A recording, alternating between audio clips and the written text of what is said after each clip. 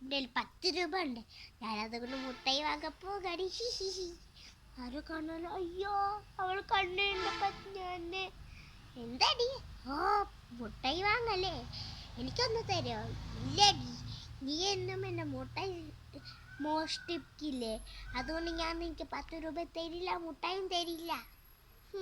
നിന്നെ ഒരു കാര്യം ഞാൻ പഠിക്കണ്ടി.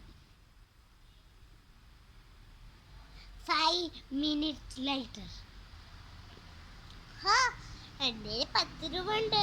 അവള് എടുത്തിട്ടില്ലല്ലേ? ഞാൻ പോയി നോക്കട്ടെ. അയ്യോ, എൻ്റെ 10 രൂപ എവിടെ? ഞാൻ നിന്റെ 10 രൂപ എടുത്ത് മുട്ടായി വാങ്ങി.